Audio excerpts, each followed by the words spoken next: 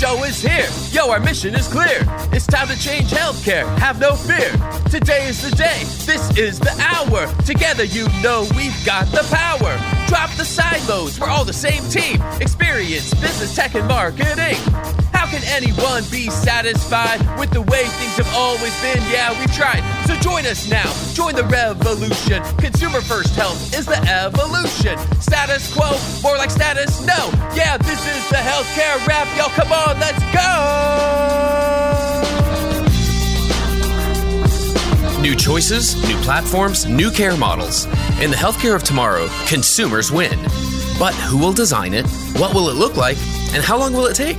We're here to answer those questions with some provocative thinking about how to create the healthcare that people actually want. Ready to roll up your sleeves, look at the world a little differently, and explore the frontiers of consumer health together? Join us. This is the Healthcare Wrap. Welcome back. I'm your host, Jared Johnson, ready to share some more provocative thinking about the healthcare of tomorrow. Here's what's going to go down today. We have the Flava of the week about the launch of Instacart Health. What role can Instacart and other service technologies play as we look to recenter the business systems that serve at the foundation of healthcare? I'll talk about that. Then Eric Steinberger is in the house to share his thoughts as a retail-inspired marketing leader. Eric is the Chief Marketing Officer for Atlantic Health System and is the former CMO at Bed Bath & Beyond. So his retail experience is especially relevant as he shares how his team is organized, how they set priorities to meet consumers' needs, and how they focus on access, affordability, and quality. It's time to dive right in. Are you ready? Let's go.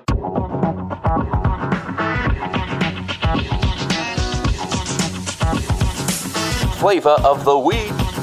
Your next prescription could come on Instacart. On September 28th, the leading grocery technology company in North America announced Instacart Health, a set of initiatives that they referred to as delivering the ingredients for healthy living. It was an announcement of partnerships, research, policy advocacy commitments, and new products to help increase nutrition security. One of those new products is called Care Carts, which is designed to give healthcare providers and caregivers the ability to order groceries on behalf of someone else. At first, that sounded like such a no-brainer that I had to stop and think about it. But it's actually quite a profound feature. Providers can prescribe a curated grocery list to be delivered to patients post-discharge. Primary care docs can curate foods to be delivered according to patients' prescribed meal plans. And caregivers can send food to a friend or family member who's feeling ill from long distance. Jane Saracen-Kahn referred to the move as adding to the convenient, accessible, relevant, and enchanting kinds of services and products consumers can add into their daily life flows that converge with their normal everyday lives. She continued, consumers are growing their self-care muscles, and diet and nutrition are part of people's growing competencies and interests. Health plans and providers taking on financial risk will be keen to prescribe nutritious food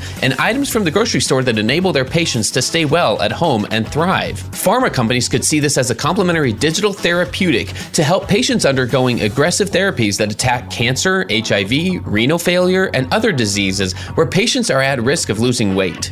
Unquote. This is one of the latest steps in the march from healthcare to health.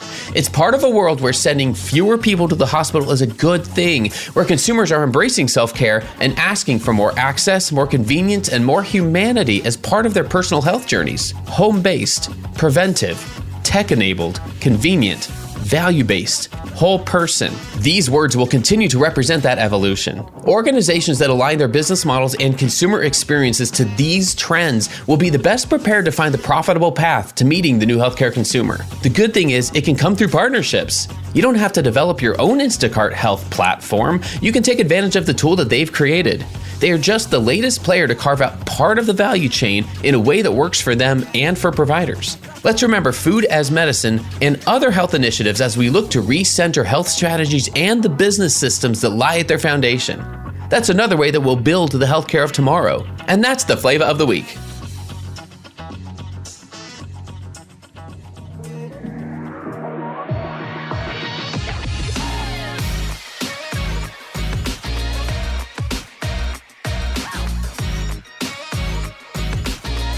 The flow.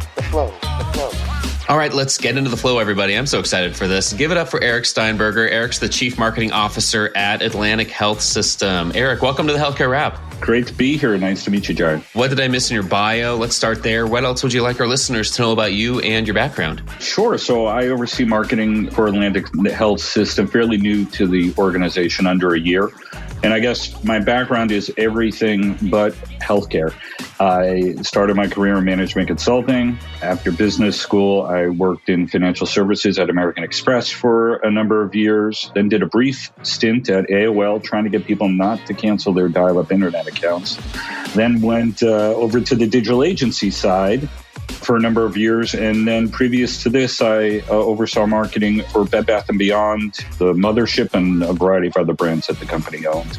And then going into COVID, made a big pivot into healthcare. That's amazing. We're going to get into that because I definitely want to hear some of your observations, having been in some of these other industries at that level. I definitely want to get into that here. I mean, I'm curious just in general, before we even dig in a little bit about the organization of the marketing function at Atlantic Health, if there's anything you can share there with us, like some of the trends that are happening right there. Like, I know just across the board, this is just a challenging time for marketing and healthcare organizations, for the operations themselves. We won't go into, operating margins for the last 24 months, like those kinds of things. But the function itself, like how is marketing structured at Atlantic Health and like what functions are included in there? I would say that's probably one of the biggest areas that's evolving as I've come on board. So when I joined, one of my observations about the marketing department was, unlike a lot of typical legacy healthcare providers, a very heavy focus on brand and PR and communications, and a sort of setup of a siloed nature supporting individual sites, whether they are hospitals or doctors' offices or various different service lines, if it's oncology, cardiology, bariatrics, whatever it is, and building, essentially bespoke marketing campaigns in support of those individual service lines of businesses. So I think at a high level, and I'm happy to talk about it in more detail, but we've really focused on two fundamental things. One is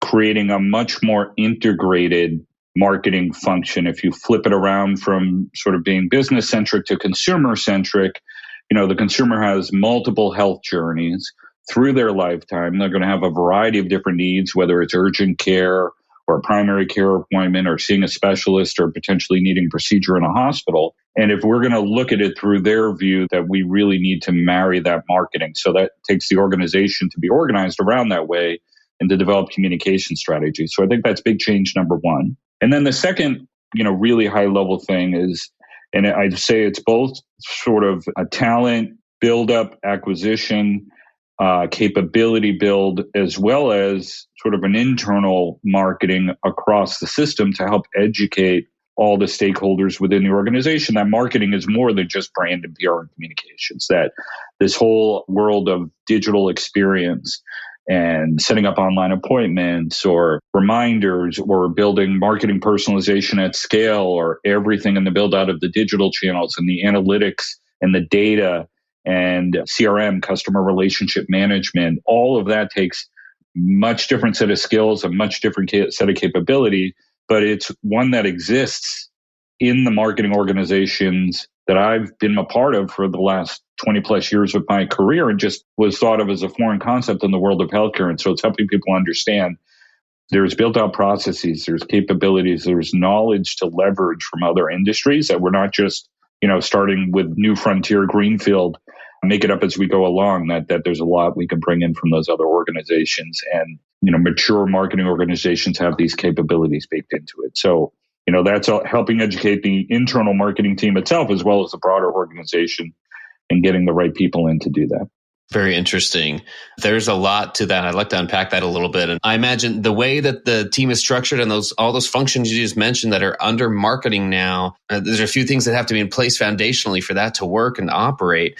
And I'm sure some of that comes from your time outside of healthcare, like you mentioned, thinking particularly your time at Bed Bath & Beyond. If there are any observations that you first had when you first came into this role, I'm very curious just what some of those very first top of mind things were like. Okay, healthcare is similar here. It's different here. What were some of those initial observations? There's a lot of them, but I guess I'd unpack two. One is this concept of these sort of siloed marketing teams building sort of soup to nuts marketing campaigns for individual service lines and sites. And when I say soup to nuts, I mean sort of full funnel, like we need to brand cardiology. We need to brand, this particular hospital or this doctor's office, and, awareness, consideration, intent, and purchase all the way through the funnel. We need to run that soup to nuts. And I think about the world of Bed Bath & Beyond, and it was sort of a similar parallel in that there's a merchandising organization, and that merchandising organization has hundreds of people, and there's the buyer for just coffee makers and the buyer for bath towels and the one for bed sheets. And they're thinking about their individual business and everything they could do to support those businesses. And if they had it, their way, they might want dedicated marketing teams who just talked about coffee makers all the time. But the reality is when I was the chief marketing officer at Bed Bath & Beyond, I couldn't predict, whose coffee maker was going to break the next day, or who decided that morning that they needed a new,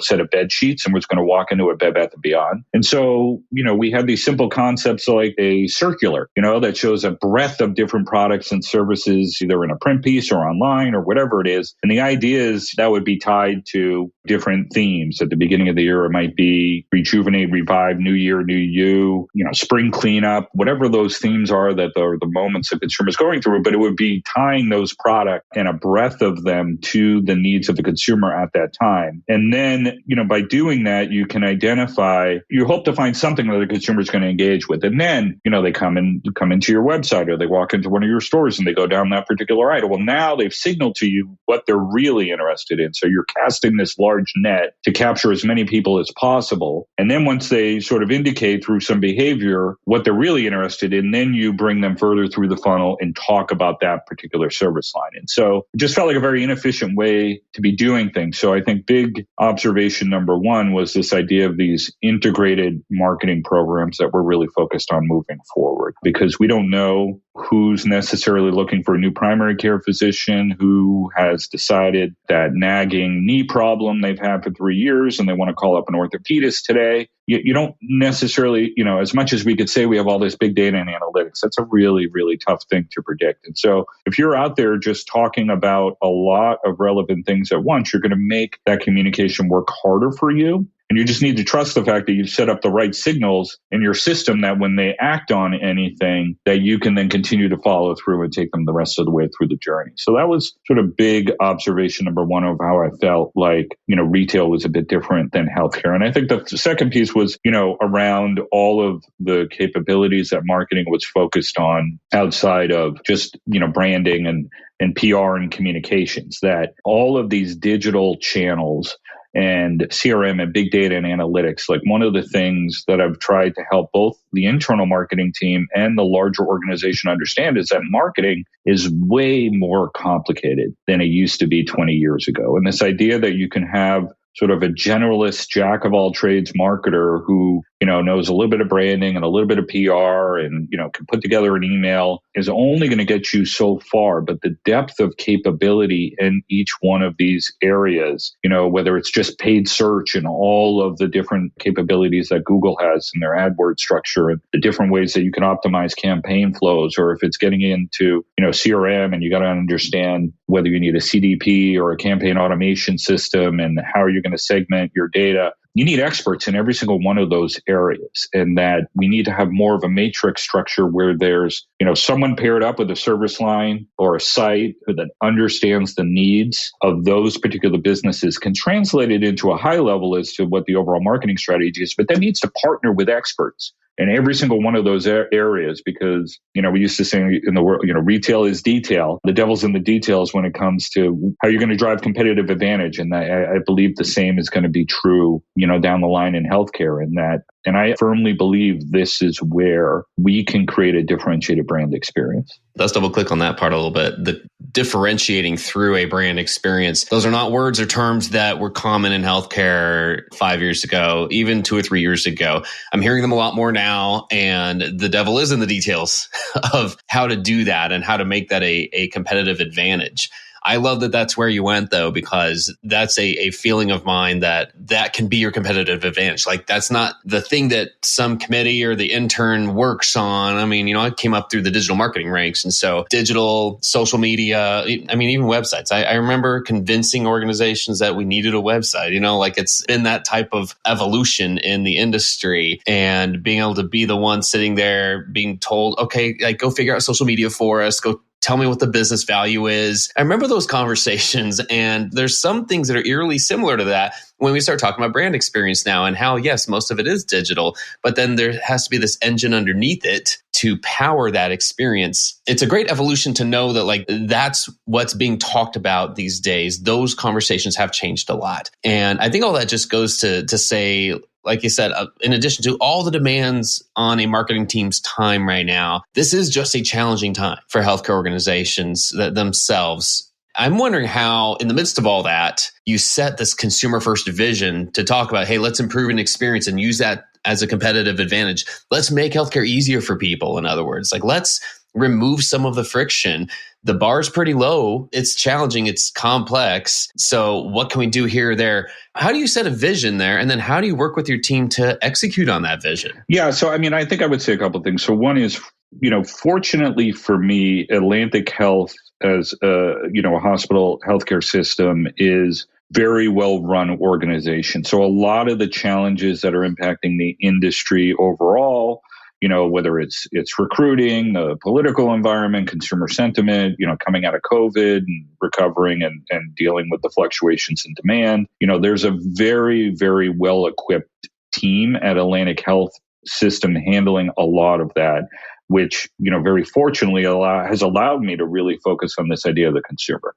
I would say our CEO, as they were looking to fill this role that I joined less than a year ago, was specifically looking for someone outside of healthcare for marketing, knowing this world of consumerism, knowing that someone from the outside could bring fresh idea and perspective. So my first point is I've really had the runway laid out really well for me. So it hasn't been a huge friction point. The thing when I talk about sort of a differentiating brand strategy, the story that I've been trying to tell people, when I first came in, we did some really rich consumer insight work. I mean, there have been work done in the past, but again, devil's in the details. I was using some advanced analytical approaches around, conjuring discrete choice to really understand what is driving brand choice for consumers in this space. And the story that I'm trying to help people understand internally is that, you think about quality, access, and affordability.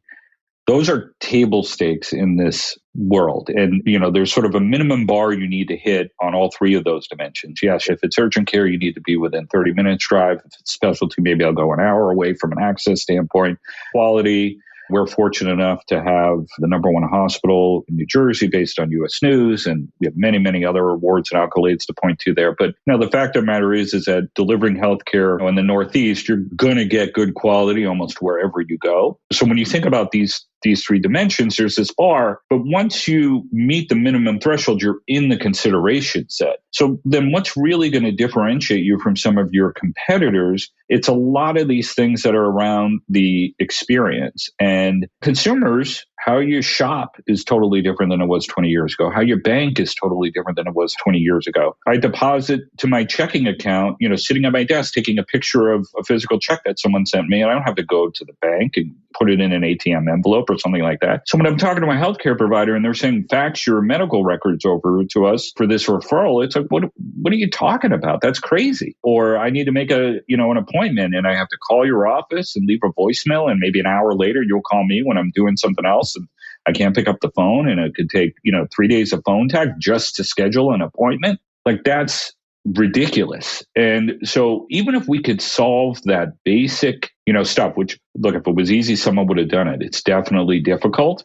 But I'm not even talking about how do we create a whole personalized experience for your hip replacement, multi-step journey that could be unique to you. Just getting some of that basic 101 stuff working right is going to differentiate you in this space. And it's those little pieces that are going to make the difference. And so what I'm trying to help the organization understand is that, yes, I'm not saying deprioritize access, affordability, and quality. Those are critically important things, and we need to maintain our focus on them. But this other piece, this customer experience piece, needs to carry just as much importance as any of those other things, because that's really where we're going to be able to differentiate. And so that is a big part of the vision and the focus that we're trying to bring. Stay tuned for more provocative thinking after the break. One of the must-attend healthcare conferences this year is the annual Healthcare Internet Conference. HCIC will be held on November 7th to the 9th in sunny Miami, Florida. This dynamic conference provides a great opportunity for healthcare professionals to learn, share, network, laugh, and collaborate. Here are just some of the great new options that HCIC has in store for you this year. There are recorded bonus sessions available to watch anytime during or after the conference, recorded vendor demos discussing hot topics or showcasing the vendor products or services. There will also be a career fair section that is available to search and browse for open digital healthcare positions. It's really an uplifting way for you and your team to recharge and refocus. Go to hcic.net to learn more and get registered today. That's hcic.net. We can't wait to see you there. Okay, back to the flow. There's a reasonable amount of buy-in already happening, within your team, like managing that up and managing that down, towards your team and then towards those you report to. There's at least some basic understanding of we need to figure out how to prioritize this, but that, it's in the mix of our priorities. And that is refreshing. That is something that, sure, it may have been talked about a lot, but I see a lot more happening in the last 6 to 12 months than ever before. And it is a different conversation. And now we're trying to figure out, most healthcare organizations, it seems like, are trying to figure out how do we organize our teams and how do we set priorities to meet those needs. Is there anything you can share about what your team's doing, even about how you're organized? Like, is there a function or even a name to this other than it's part of what everyone in marketing does? I've heard it referred to as consumer transformation or consumer strategy, consumerism. Is there somebody tasked with that? I'm just curious, like how that works. I mean, I think there's a couple of things that are ongoing. So my first point to your last comment is yes, the organization, I think, has bought into this philosophically. But at the end of the day, like any other thing in business, it's show me the numbers. So a big focus of what I'm trying to do is put data behind this. And what I talk a lot about internally with the team is that, I want the organization to really see marketing as a key lever to drive the business. In my retail world, if sales were slipping on the e-com side that day, the first phone call the CEO made was to me saying, "What's going on? How are you fixing this?" And that isn't true in healthcare, which actually is a blessing right now as I'm getting on board and learning my way around. But I do believe that we can be an important lever. And if we are an important lever, then we tying back the investments that we're making in marketing to revenue or other key metrics and objectives that we're trying to drive as a healthcare system, because it isn't all about money, being a nonprofit and, how we can access underserved communities or whatever other objectives that we have as an organization is a key part of it. I've sold it, really, we haven't put sort of a clever name to it. We're just talking about it as marketing transformation, but I think in a different way, we've used the excuse of me being new coming on board, that there's this, real adaptive change that we're trying to drive. I've done a roadshow through the entire organization. And I do have to say, having worked in many industries, I've prided myself on being able to jump in and get my arms around how businesses are organized and what different roles people play and what are the levers that move the business. And I am humbled by how complicated healthcare is. It is by far the most complicated industry that I've ever worked in. So it's taken a while to talk to all the different stakeholders in the organization, but let them be aware of what's coming. Huge focus just working internally with the team, because it's a very talented, dedicated, caring marketing team that has a lot of skills and knowledge, but they got to change the way that they've been working in the past. So helping them get comfortable managing through that change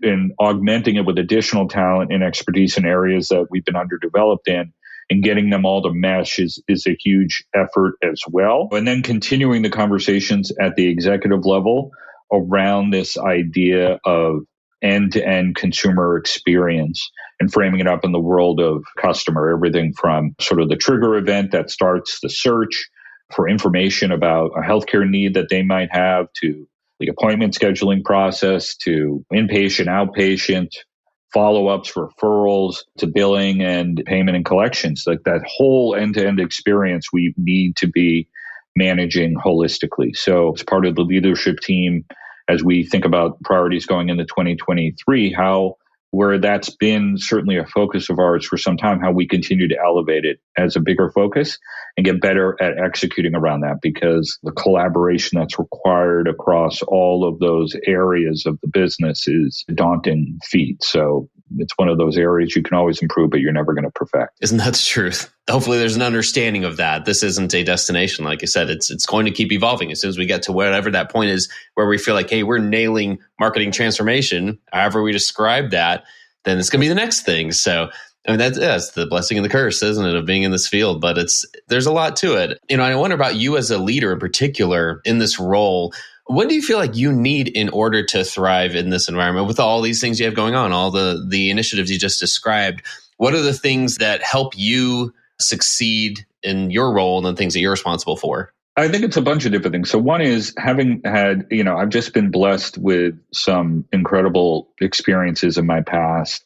Bed Bath and American Express, even my time at Rosetta, which was a digital agency, working with just, incredibly talented people who are doing things on the cutting edge of marketing. And so I've been able to learn from them. So I think I can bring a level of content expertise to the organization that can both elevate our capabilities, but also help sell in and build confidence within the organization that these things are more complicated than they might be at first blush. So I think that skill set and experience is helpful.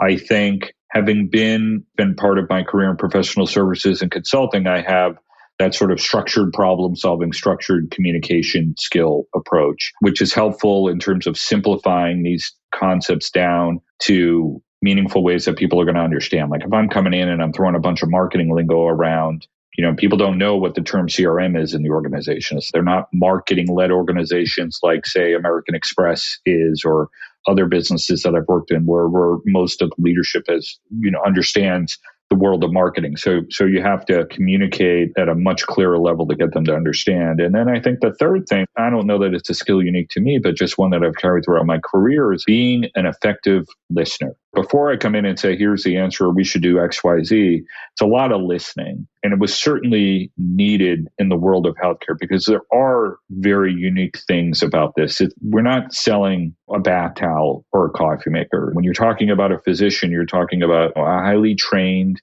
human being that is performing a very bespoke service on a patient that's unique to them. And it's not just about the things they're doing, but how that interaction is working. The doctor themselves has their own essential brand, along with the system, along with all of these other sort of ancillary supportive administrative activities. So it's a much, much more complex system. These individuals are professionals. And so it's not just cut and paste things that we've done in other places, but it's saying, how do we take that same model and customize it to make it work in the world of healthcare? But complexity is not an excuse to say it can't be done. It just makes it a little bit more challenging. And so you just got to break it down. Whenever you're dealing with something complicated, you got to break it down into pieces that are sort of manageable. And so whenever we get into a conversation where someone's like, well, so-and-so has this unique acute condition, and how are we going to solve for this outlier and this outlier and this outlier? And just put all that to the side for now. Like, let's do the 80-20. Let's figure out some basic things that we can get done. Let's build momentum, demonstrate to the organization and demonstrate to ourselves that we can make things better. And then as we build out those capabilities, we'll figure out how to solve the more complicated stuff down the line. And I just have the confidence to believe in that because I've seen it and done it in these other places. So I know it works. So the conviction is there. And that's a big part of it, is having that confidence to know it can be done. It's just a matter of figuring out how to make it work here. I just love that thought. What kind of progress could be made in healthcare? Maybe not the long-term timeline, but like a 2 to 3 year window. I do see a lot of momentum. You mentioned the word momentum. I see a lot of momentum happening. So if we keep going this direction, like what kind of progress can we realistically expect in the next 2 or 3 years? I'm seeing it myself just as a consumer in the healthcare space, and obviously being more acutely aware now that I'm in this role and paying a lot more attention to it, that a lot of this blocking and tackling, and I think COVID helped, whether it was telehealth or the ability to work virtually, but all of the stuff around the rudimentary care, being able to schedule appointments, being able to manage referrals, be able to do these things digitally, appointment reminders, checking of your medical records. Now you can integrate it all, into your Apple Health account, even if you have multiple health systems that you're a patient of. I think considerable progress is going to continue to be made there over the next 2 to 3 years. More communication. I think the kind of marketing is going to shift more from these sort of broad-based traditional channels, whether it's billboards, TV commercials, into more of the digital space as companies get more comfortable properly and safely sharing data with media providers, where you can just bring more measurement to that marketing and how it's working. I think that's going to evolve. And I think the content of what health systems are going to talk about is going to shift, where it's going to be more tied to consumer mindsets at certain times of the year or breadth of these conditions versus talking about one individual condition or service line, because that's not necessarily how consumers think about their health.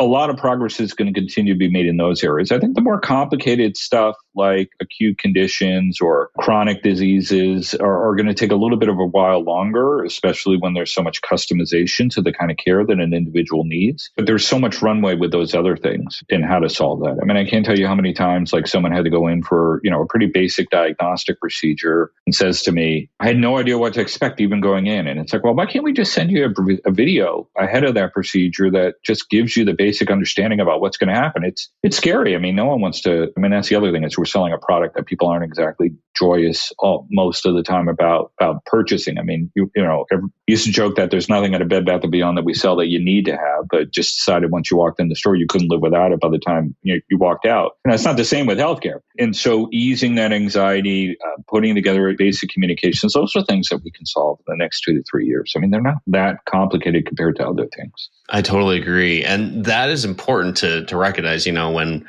we do look at the episodic nature and the state of mind that consumers are in when they are coming into the healthcare system. They're seeing a doctor, they're getting something scheduled. It isn't the same for the most part as going into a retail store and buying something. So that does dictate a lot of a marketing strategy. That's awesome.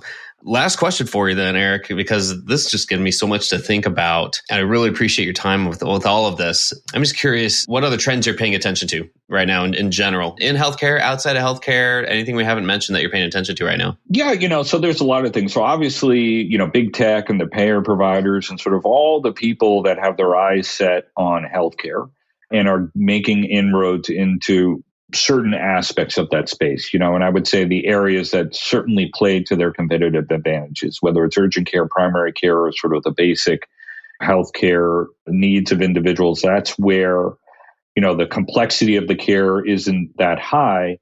But if you build all of those great things around the patient experience, you can really differentiate yourselves. And so they scare me. Communicate a lot to folks internally, just the Amazons of the world. I lived and breathed them every day at Bed Bath & Beyond. And if you aren't worried about them, you should be, because they know how to solve problems with technical solutions and build customer experiences that are seamless, quick, and easy really well. And their culture of, sort of failing fast, fixing fast, and all of that is not attuned to how healthcare is set up. So they're obviously a big trend. I think we have some major capabilities to thwart them, but to execute to make that happen. Outside of that, I'd say, in the world of healthcare, marketing capabilities are ever evolving. The world of cookies is going away and the privacy regulations and all that. So what's marketing going to look like in the future is, sort of a big trend that I'm thinking about that's bigger than just healthcare. And then I would say consumer sentiment, both in terms of views of healthcare coming out of COVID, the political environment. I mean, all these things that are happening in social media today. Again, you need to keep your eye on those things, because something can just come out of nowhere and blow up on you really quick. So it's important to just stay close to it and make sure that we're being planful as an organization to shield us from any reputational risks that might evolve from that. Yeah, there's a lot to it. There's a lot coming, and it's great that you're paying attention to it. Eric, what's the best way for listeners to connect with you and learn more about Atlantic Health and the work you're doing? Yeah, no, absolutely. I think that, the two big ways would be to come to our website. It's atlantichealth.org, or feel free to reach out to me also on LinkedIn, whatever, linkedin.com/Eric Steinberger. I was able to claim the easy name without any extra numbers or symbols or anything like that. So you can find me there. Very nice. Hey, that's great. Eric, thanks for giving us so much to think about today. I just wish you best of luck in everything you've got going on, which is a lot. There's a lot on your plate, but it's exciting to hear about the work that you're doing, the things you're paying attention to, and the ways that you're working towards making healthcare at the end of the day simpler and better for consumers. That's so encouraging for us. Just want to thank you again, and thanks again, and stay safe, and best of luck with everything you've got going on. It was a pleasure, Jared, and happy to come back and talk more anytime. Thanks for tuning in. If you like what you heard, please spread the word. Tell your colleagues to tune in for all the awesomeness, then leave a review on Apple, Spotify, or wherever you listen. This show is produced by Shift Forward Health, the channel for changemakers. Subscribe to Shift Forward Health on your favorite podcast app, and you'll be subscribed to our entire library of shows. See our full lineup at shiftforwardhealth.com. One subscription, all the podcasts you need, and it's all for free. And remember, we might have a lot of work to do in healthcare, but we'll get there faster together. Thanks again.